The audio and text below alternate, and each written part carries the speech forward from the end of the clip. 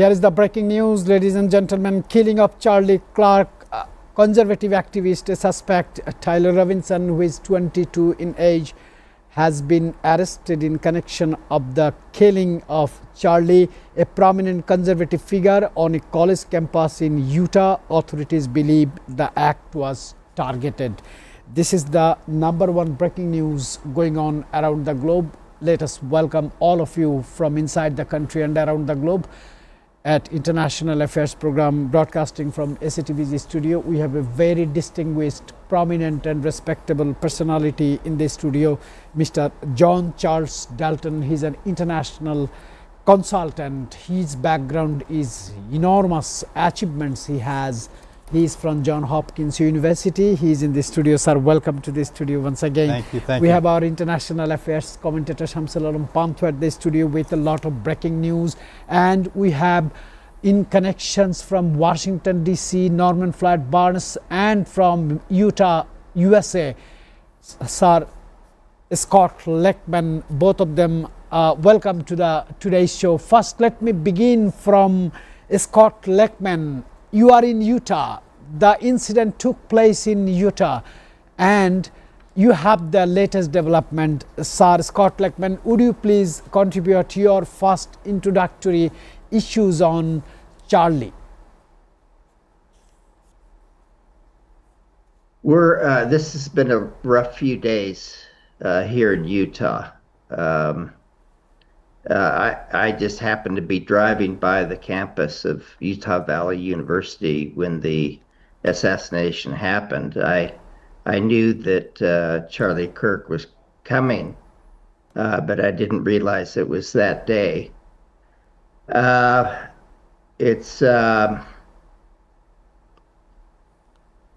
It's quite tragic. This is not the first act of political violence that we've seen in recent years. The one shining light from this whole incident has been the governor of Utah, Spencer Cox. I would encourage everyone that's interested to see his comments at the press conference announcing the capture, to listen what he had to say. It was very statesmanlike, and he said that, we can return hate with hate and violence with violence, but we're just going to go to a darker place, and that we need to find an off-ramp. And the other thing he talked about was this thing, social media, and that is a cancer, and echo chambers, and we're just listening to what we want to, what is fed to us, and it's dividing Americans for sure, and ruining our youth. All right, sir. Let me get the updates from Trump administration regarding the same issue from Norman Flat Barnes, our geopolitical correspondent at Washington, D.C. Mr. Norman. Yes, good morning.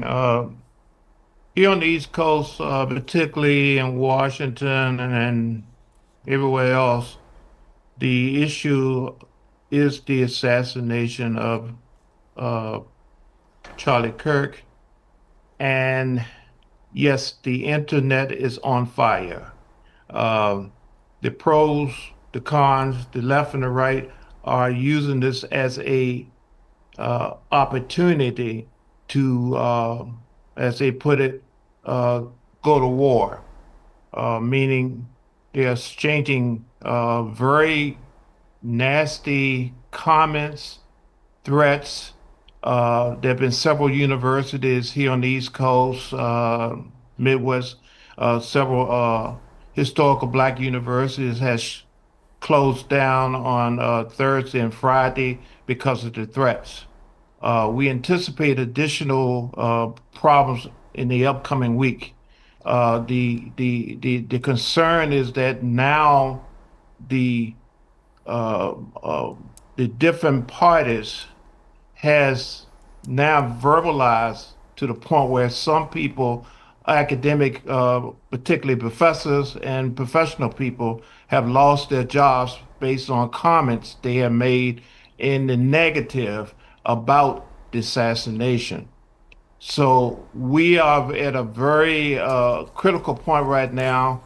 Yes, the governor's comment is something that we really need to look at and consider. Calm down. We need to calm this thing down. It's getting very hot. It's already been pretty warm, but now it's getting very hot to the point of violence. As you know, violence is a big issue. Guns issues is a big problem here in the United States. The president is going through cities trying to counteract crime. But this situation has put fuel to the fire and to the point where people are now considering violence. And that is the next story. We're going to see how people absorb this and how they respond to this. They do have a suspect in custody. He has not been officially charged yet. We anticipate Monday he will get the charges on that. But we still don't have a motive, and we still don't have what I call a slam dunk case yet. So he is a suspect, and that's it right now. And we're waiting to see what additional information is coming about this, developing from this. Several people, like the FBI director, is taking a lot of heat from this, from misspeaking, missteps, and actually the appearance of not being in control. So he has to meet with Congress on Monday to talk about his actions and the actions of the FBI. There was supposedly, ironically, one of the persons that's supposed to have been dealing with the counterterrorism and dealing with this situation was terminated from Utah as a result of the issues in the probe into President Trump investigation. So this is a very political situation we're dealing with right now. The incident was what we call a political assassination, but it's deeper than that. It's getting into the hearts and the souls of everybody.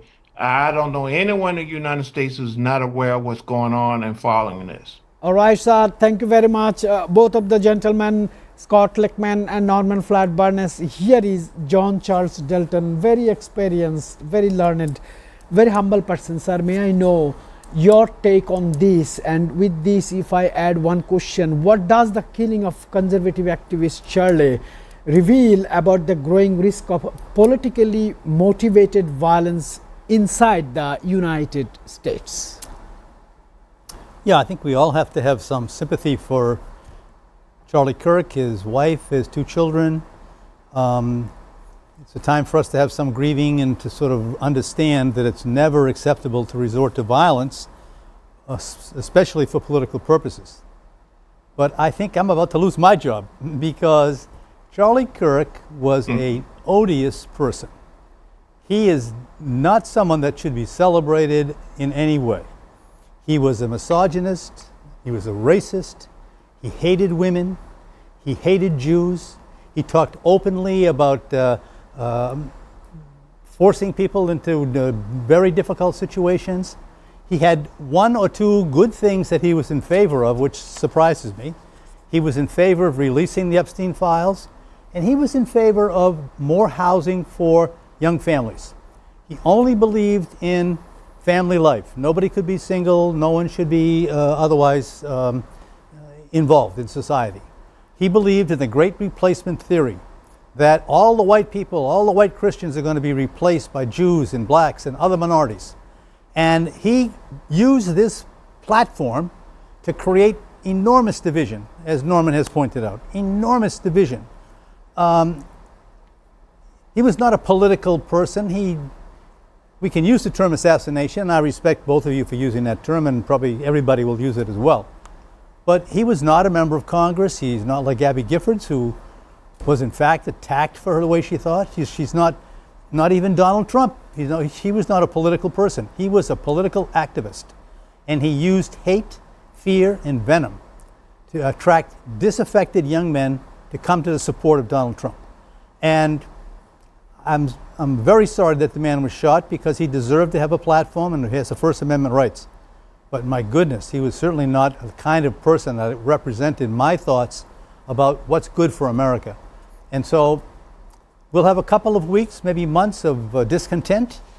But the fact that HBCUs have had to close their doors out of fear that they were going to be a target, historically black colleges and universities, the fact that they are going to be targeted tells you something about the messages that Charlie Kirk was sending to America.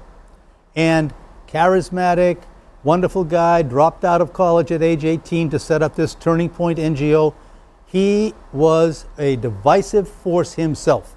And I'm certainly glad to hear what Governor Cox had to say because he is a man of integrity. And I also think it's important to note that his father himself encouraged him to turn himself in. There's a side story that's kind of going on because he was anti-LGBT. So we'll see how it plays out. But it's very, very hard for me to have a soft spot in my heart for anything that Charlie Kirk was trying to do in the United States. All right, sir. We have got some very crucial facts on Charlie regarding this. I want to go to our international affairs commentator, Shamsul Alam Panto. I know you are watching some other breaking news too. Would you please put to our show today? What are the things you are going to pick for discussions? Because we have very terrific panel today. Very interesting panel today. Thank you so much, Mr. Kanchan, and of course, welcoming all of my panelists today in the studio and throughout Zoom. As we understand, everyone in the world and major tabloids are in the mourning state of Mr. Charlie Kirk, and of course, assassination has taken place in the United States of America, and uncannily so around the date of September 11th, something that has a huge historical significance. But let me read out what other news we have over the weekend. We see that Pakistan and Israel are trading barbs at the United Nations Security Council over the attack in Doha. Of course, the foreign minister of Qatar was present during this Security Council meeting, and of course, Israel had blamed Pakistan of harboring a terrorist bin Laden, which America had to eliminate in Pakistan. But alongside, we see US President Donald Trump saying that he's prepared to impose major sanctions on Russia if all NATO members agree to stop buying Russian oil and taking similar steps. This means the winter seasons are among us, and Donald Trump is trying to see whether or not anyone in Europe has any kind of dependencies on Russia. And of course, alongside, almost more than 20,000 people rallied in Berlin to voice outrage about the Israeli genocide in Gaza Strip. This is my recap of the top 3 news I've picked out over the weekend. Yes, sir, huge things going on around the globe. Let us go to the global conflicts and diplomacy issue, and let me put the first question to Sir John Dalton. He's here in the studio. How will Israel's escalating strikes in Gaza affect regional stability, especially with mounting civilian casualties, sir? Yeah, as we said before, this is an enormous tragedy. I lived in Gaza. If I was living now in Gaza, there's no question I'd be dead. The scope of the attacks on the civilian population and the built infrastructure is enormous. It's designed to make it unlivable. And it's succeeding. And it's really embarrassing in the global stage that there's not more active involvement of people challenging Israel's right to exact this kind of pressure on the civilian population. What effect it will have, I don't know. I'm also looking at the Qatar issue because as peace was getting negotiated and getting closer and closer, it's always been the IDF's, the Israeli Defense Forces strategy to disrupt anything that looks like it's going to result in a two-state solution or peace in Israel. So the fact that they took the opportunity to attack Hamas in Qatar, even though Qatar was acting as an agent and trying to negotiate a peace, strikes me as just simply a stick in the eye of anybody who was trying to fight for peace in Gaza and in the Middle East. Will it lead to more? This has been happening every day. So I don't see any logical opposition to it except rhetoric, and that has proven to be pretty unsuccessful. Very, very well articulated, sir. I want to draw the attention of Sir Scott Leckman from Utah. Sir, Qatar has condemned Israel's strike in Doha. What does this mean for Middle East diplomacy and mediation efforts? Your comment on that, sir. Well, we know that Netanyahu is not interested in peace. He's he wanted to interrupt any notion of that. I think this makes Trump look bad. My understanding is that the U.S. military had to tell him that this was in motion, and there was no warning given until the bombs started hitting. So I think Netanyahu's gone rogue, and he doesn't. He feels like he can get away with anything. All right, Norman. Norman, I think you are hearing Sir Scott Leckman, and I'm sure you're going to add something regarding these diplomatic efforts by Qatar, and Qatar is now under attack, already has been attacked. Yes, I just want to add actually not just Qatar feel like they is under attack. The whole Arab League is now feeling that they could be next. I just talked to some of my colleagues in Istanbul, and Turkey is very concerned. They are preparing for aggression. They feel like they could possibly be attacked. The other Arab nations are all concerned about this blatant disregard for sovereignty of the countries, and they feel like is there anyone from Hamas that is in their country, Israel will attack that location. That is a big concern. It's very dangerous right now because Israel has a mission. They have a mission, and they have what they feel blessings from the Western world to go about their mission. Their mission is to eliminate Hamas wherever they may be on earth. So their agenda is one of seek and destroy. Then we'll come back and talk about terms of peace. But first thing, we are going to eliminate Hamas and completely dismantle the infrastructure of Gaza so it can be rebuilt under their terms and repopulated by the people they want there.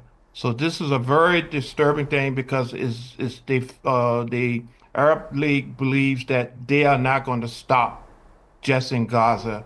They have a plan for that whole region. So again, everything is on alert. They're very concerned, and communications is pretty bad because right now we're in an environment of non-trust. There's no trust that the West is going to work with anybody. They have a mission that they want to achieve, and they disregarding the wishes and the actually the peace they want to achieve in that region. So a lot of disrespect, a lot of mistrust. All right, I must have to get a comment from our international affairs commentator. You are hearing Mr. Norman. He says wherever the Hamas is, wherever the Hamas leadership is, Israel gonna attack. They will completely dismantle Hamas. They will completely finish Hamas. Then why negotiation is required? And one more question for short answer, that is, sir, how Israel can attack so many countries together without the blessings of the West? Thanks for the question. But the main word that I picked out on what you were saying is negotiation. And we know that Egypt and Qatar was in high-level negotiations between Hamas and Israel, and of course in an attempt to stop this aggression towards the Palestinian people. But if you think of it otherwise, that if any kind of negotiation fail, this aggression, this war could continue onwards. And this is the matter. I've seen what Benjamin Netanyahu said into the camera while addressing their attack in Qatar. They said Qatar had been harboring terrorists. That is the notion, and that is how Israel had chosen to have a strike on Qatari land. And the place that the air raid had happened was in a residential zone across to various embassies in Doha. What it reacted was that it put all the Arab League nations into a discussion point that there is no way, there is no opportunity to stop and understand where Benjamin Netanyahu's administration, what are they trying to do. A couple of days ago it was Israel and Iran, and even back then Iran had tried its level best to tell Qatar that this may spiral out into something of a greater kind today, which has proven to be true. Once again, the death toll in the Gaza Strip has surpassed 62,000 casualties, and this number is piling up every day. It's not always missiles from the Israeli Defense Forces that are claiming lives, but simple issues of starvation and malnutrition that are claiming more lives than through gunshots and wounding others. Right, sir. But across from this, we understand that there is no kind of help that the Palestinians are receiving, and Israel playing such a role. Definitely the United States of America has been backing up. We know that in the United Nations there's been a vote against who is against this aggression and who is not, and of course Argentina alongside United States and Israel had voted against this issue. So that remains to be quite so significant in worldwide geopolitics. Sir, let us talk with John Charles Dalton. Sir, you have lived in Gaza. You have the experience to live in almost all continents, so many countries, in the world top politicians. My question would be to you, could NATO be forced into a more direct confrontation with Russia after repeated drone incursions into Polish airspace? This is my question to you, and along with, what is the end of Israel's aggression to Arab nations? Well, those are two different places on the planet, so it's a little bit different. I think, I talked last week about this. Sometimes the actions of an individual reflect their desperation. I believe that the actions by Putin to send drones into Poland, even without any damage being done, was trying to send a signal in one respect, that I am willing to go all the way if I have to fight this war. You can disagree, you can do whatever you want, but I have no boundary. Like Netanyahu, I have no boundary. I am willing to take my power and extend my power, project my power as far as it may be necessary to go. So I think it's a huge concern, but I think that NATO is steady. I don't think they're going to respond and react to this. Maybe that there's some factual basis for Poland being targeted, even though it's just right next door to Ukraine and has served an enormous humanitarian outlet for Ukrainian citizens. But I think it reveals something deeper than just simply one little trip. This is like, I will do whatever is necessary as Russia to confront NATO, and if Poland is the first step, we've been there before, World War II. So don't be surprised. The second question was about, again, Netanyahu. Against Netanyahu, who's going to stop him? I don't think anybody is willing to confront Netanyahu indirectly. He killed Ismail. He went to Syria and killed Ismail Haniyeh, the head of Hamas. He's gone into Doha into killing people who he believes to be engaged with Hamas. He's killed people in Lebanon who are Hamas operatives. And of course, as you saw, he went into Iranian Iran. generals. Yeah, he killed Iranian general. So he has no compunction about taking aggressive action against representatives of Hamas. Let me just say that Hamas in Gaza was a social service agency. And some of the people who are the heads of Hamas are also just people who are performing a task and trying to allow humanitarian aid to come in. He's never going to be able to wipe out all of Hamas. Even the military wing of Hamas will keep growing and growing and growing. Everybody he takes out, someone will come in and replace him. So it's a endless battle Yeah. that can never result in a long-term gain. I like the term you said, endless battle, because we have seen since last 90 years this battle is going on.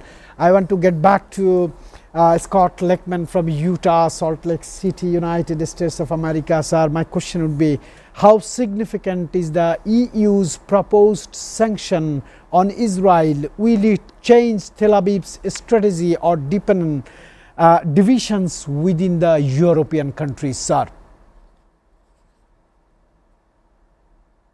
Well, as you know, the European Commission President van der Leyen proposed sanctions against certain cabinet members, Israeli cabinet members, as well as partial suspension of trade. There's only so much she can do, but it's a signal.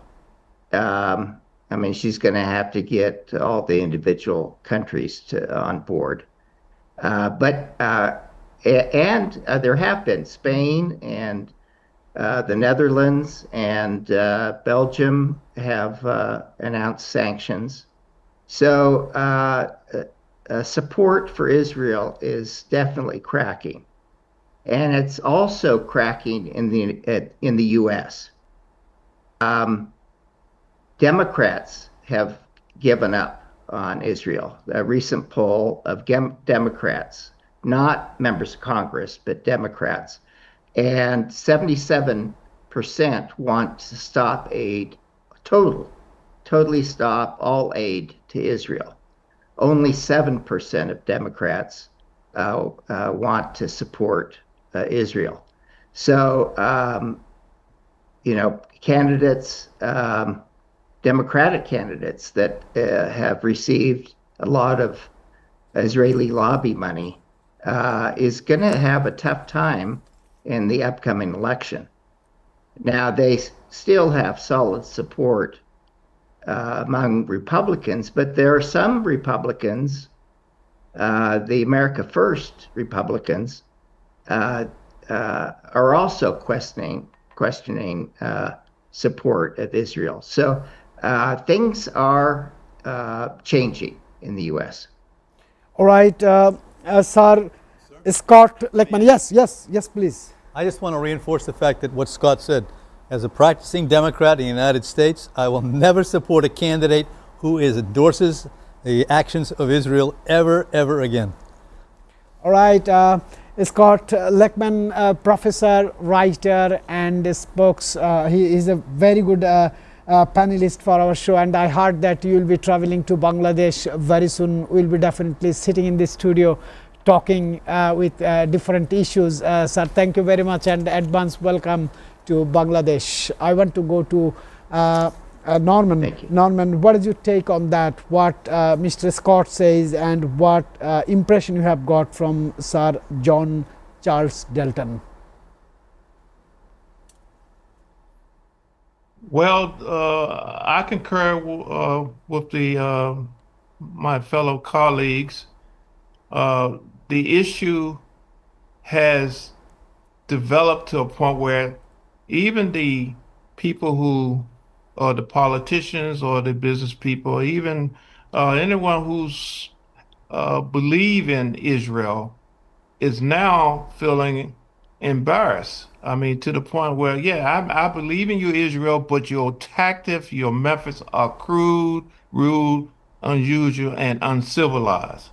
You are now you're making us look bad, and it's very hard to associate with this type of brutality.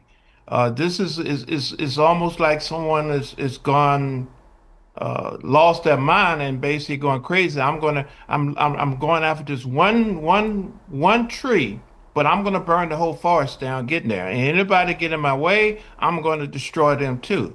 So that's the mentality. At some point, the society, the human race is going to have to stand up and say, hey, we're not going to allow you to do this. I mean, you putting yourself in a hole and you trying to bring us in there with them, and it's not making sense. People are dying unnecessarily because you have a revenge factor that you want to execute, and you don't care who get in the way, how many people, how much collateral damage. You're going to come finish this mission. This mission is to destroy Hamas and the infrastructure of Gaza. And now it appears that this mindset is spreading for the whole Middle East. They are concerned that they are not going to stop at Gaza. They're going to move and they want to get rid of the people and create a whole new environment in which they could control an area. It's not going to happen. You know, the Middle East areas, even Iran, these countries and society has been around decades, not decades, centuries. And you think you're going to come in and change the whole trajectory of how the world moves, what's going on? It's not going to happen. So the mindset is almost like a pathetic person who needs medical attention. And this is very disruptive. I'm very concerned about the Western, and particularly United States, allowing and tolerating this. I don't know how long they can tolerate this. The voters are not happy, and we have a midterm coming up, and they're going to show, and they're going to let the people know that they do not support this, and they're going to do it at the polls and the vote. And you know, we got protests going on, so we are in a state of situation where we got what they call a madman All right, that all right. need to be contained. I really appreciate Norman Flatt Barnes from Washington, D.C. and Professor Scott Lakeman from Utah, Salt Lake City, United States, for your contribution. Ladies and gentlemen, I will have so many tough questions to John Charles Dalton in the studio, but let me go for a short break.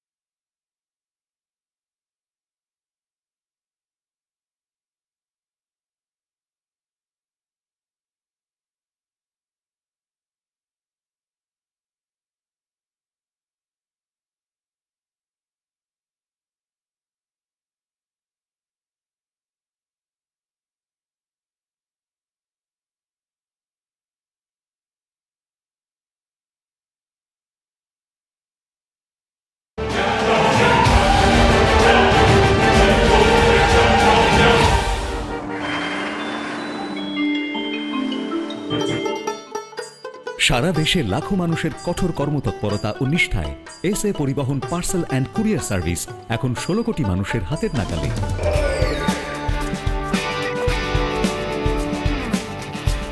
দীর্ঘ 30 বছর ধরে বিশ্বস্ততা ও দ্রুততার সাথে সেবা দেওয়ায় গ্রাহক সেবায় এখন শীর্ষে। বাংলাদেশে গ্রাহক সেবার সাফল্যের পর এসএ পরিবহন পার্সেল অ্যান্ড কুরিয়ার সার্ভিস এখন বিশ্ব বাণিজ্য কেন্দ্র সিঙ্গাপুরে। আপনার যে কোনো পণ্য সিঙ্গাপুর থেকে বাংলাদেশে বুকিং এর জন্য যোগাযোগ করুন। এসএ পরিবহন private limited, logistics parcel and courier service, 22 Roberts lane, Singapore 218302।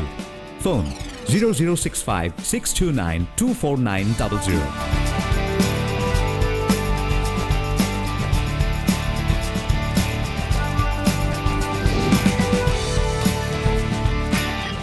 Bangladesh থেকে সিঙ্গাপুরে পণ্য বুকিং এর জন্য যোগাযোগ করুন ঢাকা সহ দেশের যে কোনো 80টি শাখা কেন্দ্রে।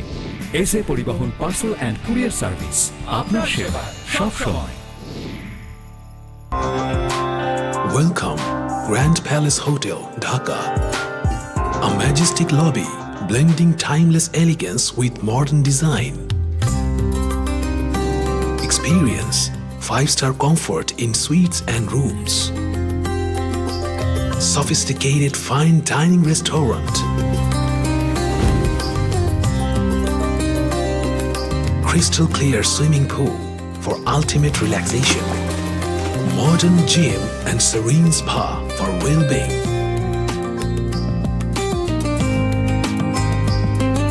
Perfect venue for corporate events, weddings and parties. Seamless and secured. Elegant and eye-catching design. Indulge, relax, discover the first 5-star chain hotels in Bangladesh. Grand Palace Hotel Dhaka, 22 Kakrail, Dhaka. So I think that also is going to be a factor where the UNWRA has spoiled the water to some extent of having UN being seen as an honest broker between Gaza Palestinians and Israel itself. So according to Sir Dalton, I understand that he is not so much hopeful to United Nations, and you are going to join to cover the 80th United Nations General Assembly, and you have already heard in the news that most of the European countries is already prepared to declare Palestine as a sovereign state. Do you still think it is going to happen, or some veto might come on this issue? Well, matter of huge significance. We know that the high session debate is going to be carried from the 23rd up until the 29th of this month in New York. That is as far as the world media says so. And of course the topic of Palestinian statehood. I want to get everyone's attention. Before or previously it was how the two-state solution could be implemented in order to look beyond the differences between the two kinds of people that we see in that specific place in geography. But right now it's more of a recognition of the state of Palestine. We understand that much of the occupied territories have been taken over by settlers, and they have settled in various locations in what people would claim as Palestinian. And of course news agencies and international news agencies, even like Al Jazeera, has been stopped from broadcasting directly from what is happening in that place. And today in the helm of this, we see that how Israel has taken a strike against Hamas leaders in Qatar, in a foreign sovereign country. Today Qatar has all the reasoning for it to choose to strike Israel if it wishes so. Of course, being an American ally, this gives a very bad look towards the American administration, because they are seen as someone supportive of someone who is breaking sovereignty of another country, breaking international norms and rules. And of course I was hearing how Norman Floyd Barnes was insinuating that this is not a good look for America. And of course the question that you had towards my table was there going to be a veto regarding this statehood? I want to look back at history today. When Yasser Arafat was barred from entering New York back in the day, the entire General Assembly and the High Sessions debate moved to Geneva in order to accommodate such a revolutionary Palestinian person. But this time around I don't see such kind of notion coming into play, given that only 10 days from now we shall see the high level debate session go off. Of course a lot of the international representatives of various countries are going to be in New York later this month, including myself. So let's see how it holds in. Right. But more or less the aggression is still ongoing. There is no conscience that is growing out of the Israeli administration. Satv will give an extensive coverage on UNGA this time. Our international commentators is going to cover, our Washington correspondent Norman is going to cover, our Islamabad correspondent Mr. Musab is also going to cover. So we will definitely expect Sir Dalton that time on the studio daily basis to cover the events and to get the insights. Sir, I have one more questions to you, as you are an American, very experienced, very learned person. You have the study on American constitutions, diplomacy and people's rights. My question is, President Trump has ordered National Guard troops to Memphis. Yeah. Is this a legitimate security measure or federal overreach into local governance, because Americans are speaking, they are speaking very clearly about the executive power of the president himself. This is a complicated question to us. I think you have a very easy answer for that. Good luck. Well, you understand that every state has a National Guard. National Guard is not a federal institution. It's a people who are on reserve who are in each of the states. The difference here is that the governor of Tennessee has requested Donald Trump to activate, which he is allowed to do under the Emergency Economic Powers Act, to activate the National Guard. So much different than what Gavin Newsom did try to do in California, where he didn't want anything to do with Trump touching the National Guard and having them come in. So Memphis is the most criminally infected city in America. Crime is happening every day. Even the police force has been unable to deal with it at all, and they're maybe even incompetent. So he picked a willing state to go in because he's getting pushback in Illinois and Chicago, where the governor says, I'm not going to activate the National Guard for you. He's being challenged in court. It clearly is an overreach to the extent that the president is not authorized except in emergency conditions to mobilize the National Guard for domestic purposes. He will lose in court. Even if his best friends in the Supreme Court say he has some authority, there's no condition that has triggered this event. In California, the immigrants on the street, that's hardly a threat to national security. Same thing in Tennessee. I think that Trump's ploy is always do it. Don't ask for beg for forgiveness when people come around and say you didn't have the authority. But that has been his strategy. So he'll go to Tennessee, he'll go to Memphis, they'll patrol the streets, they'll coordinate with the local police, they'll get the credit for doing whatever gets done. But in the end, he'll be found to have exceeded his authority. Right. I want to do a different question to our international affairs commentator, as you are following all the events happening regarding the US internal politics and the governance. Why President Trump is again and again going against the media outlets like Washington Post, Wall Street Journal, CNN. He's commenting very often that these are fake news. Being a president, can he comment such unprecedented things like this? There is a certain element of US based politics which is involved. You were mentioning Wall Street Journal and of course Washington Post, and how they may be doing news even in this term around, almost 9 months into his leadership of the 47th presidency. We see how he is more leaning towards Fox News channel in comparison to CNN. He'll be very criticism of CNN. Even during the Iran-Israel war, we've been seeing him attacking CNN on various levels. And of course, America, the media, there is left-leaning, right-leaning, centrist as well. So these are the political spectrum of United States and how one can support one another. But I wanted to have a comment on the fact that the National Guard is now a secondary force in various states, and of course, right before the midterm election. How much importance does it carry? Will it really decriminalize, or if no, bring down the criminal rates or crime rates in the various cities because of this action?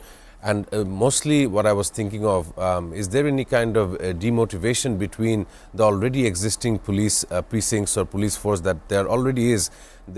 Say if I was a police officer, I would be understanding why the administration suddenly just choose to have another kind of forces trying to guard us around. Then what is my point of doing this job? So these are the concerns that might grow out of those who are serving the American civil institutions. But once again, this is unprecedented. There are a lot of things that Donald Trump has done which is uncommon for the Prime Minister or the President of the United States to be doing. But if you look at the popularity in the face of the people, you may not want to credit the rules and regulation of Congress, but in the face of the people, you have to understand what the people really want. and this is where a growing divide may occur right before the midterm election, or this is what as I think as I really like the way you explained. I will be apologizing for a short break, but when I'll be back, I'll do a question to Sir Dalton. How should US law enforcement handle the balance between political activism, free speech and security threats on campuses? Ooh. I will have this question to you, ladies and gentlemen. We'll be coming back soon.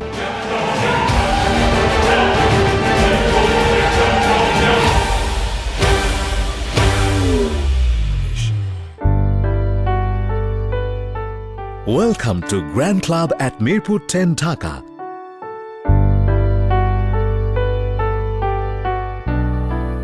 Elegant spa and wellness facility for ladies and gents.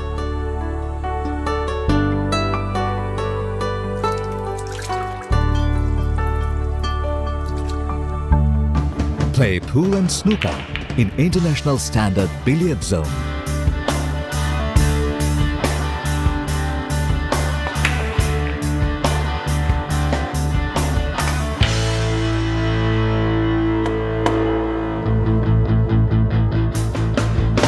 World-class gym facility with exclusive equipment for man and woman.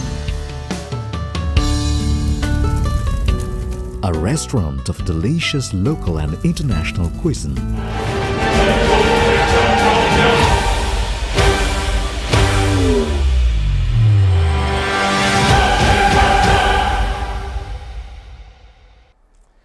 John Charles Dalton, sir, I was curious to ask this question according to the statement of our international affairs commentator Shamsul Alam Panto. How should US law enforcement handle the balance between political activism, free speech and security threats on campuses?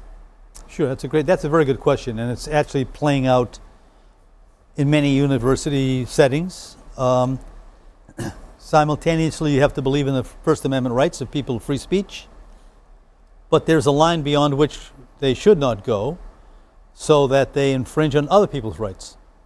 So law enforcement has to be the balancing act. You use the word balance in your question, which I think is very, very important. We believe that we are a country of laws, not of men. We operate by the rule of law. That's one of our foundational principles. And so as long as you conform to the rule of law and respect other people's rights, you should be allowed to say whatever you want. Charlie Kirk was a very good example of that. He said some outrageous things, but he had the First Amendment right to do so.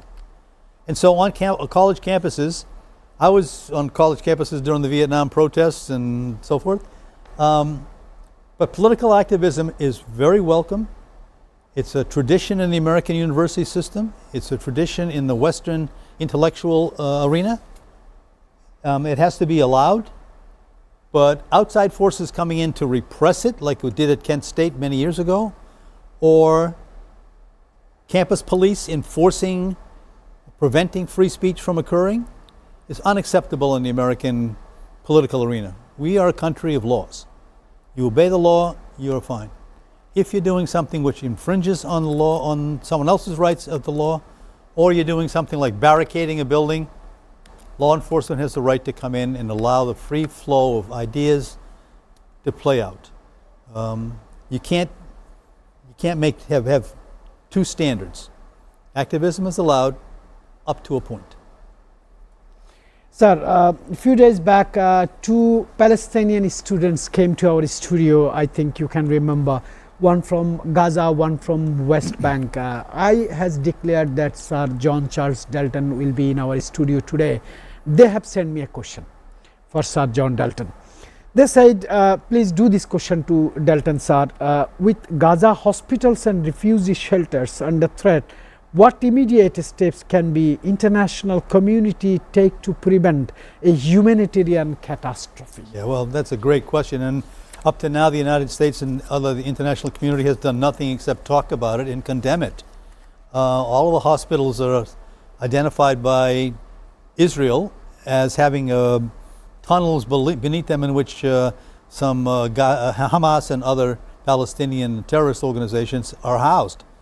And so whether this is true or not, I mean, sometimes 10 years in the future, maybe we'll find out. But it's a tragedy. It's a human tragedy. It cannot be allowed to continue. Babies in beds, already wounded, are being bombed and killed, and there's no action that can be taken. I mean, they can be one element of the people that have been unjustly attacked in Gaza, but there are farmers and workers and merchants and families and taxi drivers and many, many people that I met and knew who are also suffering. It's so gross, such a disgusting behavior by Israel. Israel, I mean, was founded on different principles immediately after the World War. They have corrupted themselves and their reputation in the world by these kind of acts. Is anyone going to do anything about it? Apparently not. Shamsul Pantho, you have idea about the Israeli internal politics, about the Israeli democracy and its parliamentary systems, and you have seen how in a narrow line President Netanyahu is standing right this moment, because opposition is totally opposing his decisions regarding Gaza and Palestine. Do you like to say that due to Washington's direct support to Netanyahu, is he still keeping him in power and killing innocent people? Very significant question from your end. Of course, because of the support from the United States, Netanyahu sees that it's all right to ambush innocent women and children into the Gaza Strip. You know that there is a disparity between the living standards between those living in Tel Aviv and of course those living in Gaza. The Gaza Strip, ever since the occupation of the illegal lands, were just subjected to that one strip. Of course, 1 million people are now in the question of how they are going to survive, where they are going to go, what is the roof over their heads. These are the questions that innocent civilians in the Gaza Strip are having every day. As we understand, and the situation is unfolding, countless times even regular Israelis have blocked major highways in Israel in an attempt to bring a stop to this war. It has not had any kind of results towards the aggression, but in my opinion, I understand that if it was up to the citizens of Israel to decide, I'm sure that they would have taken various different steps, getting another leader in their house, definitely someone different than Benjamin Netanyahu. Even former prime ministers and presidents of Israel have condemned this attack, and of course it diminishes the two-state solution that the entire globe had tried to approach for.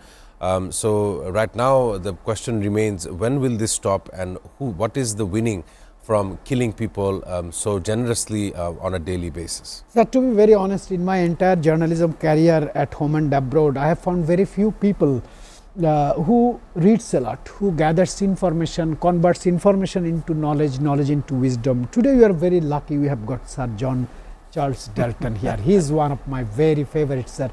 My question is about the South Asia. You have seen last year what happened in Bangladesh, you have seen what is happening in Indonesia, Nepal, even in India. My question would be, Nepalese protest and deadly crackdown after the social media ban, is this the start of a democratic crisis in South Asia? Because we have seen some of the reflections in Indian different states also. You have vast experience on South Asia, sir. Well, I worked last year in Nepal. I was very much involved in trying to, after the Constitution was adopted, to try to extend constitutional rights and local government rights as far as possible to go down Dangandi and other places. I don't see it as a trigger for anything regional. I think it's an isolated activity. I don't think there's any connection between what happened in Bangladesh and what's happening in Nepal, except they're similar. I think that they were both triggered by disaffected youth who had no job opportunities, who were stuck in a bad situation in a global economy which they felt was being manipulated against them. I think that's still the feeling among many of the young people here in Bangladesh, and it was the feeling of people that I was speaking with when I was in Nepal, is that the system is rigged against them, and it's very hard for them to see a path forward in the country. To sort of keep the pressure down, they used social media. But social media has, I think one of our speakers said today, it's also a poison. So it's like, how do you, Yeah, the government... Scott Lichtman was saying very clearly. So the crackdown on social media, which the government saw as necessary to collect revenue from all of these sources, also shut off the kind of communication that's necessary in Nepal to take the pressure off, so that the people who are leaving the country to get a job, for example, in the Middle East, could use these Instagram and other communication tools to go back and forth with their friends. This cut that off. So even trying to apply for a job in the Middle East, cut off. Apply for a job in Bangladesh, cut off. Move into India, what's the situation there? Cut off. This disenfranchisement and isolation probably was one of the reasons why the youth simply said, well, look, we have no hope here. If they're not going to let us seek hope outside the country, we're going to revolt. Very distinguished personality. I'm so impressed by his knowledge and wisdom. Every word is meaningful. I'm sorry, we are running out of time. Otherwise, we would listen more from John Charles Dalton, international consultant who has experience in almost all continents. Ladies and gentlemen, we'll see you again tomorrow.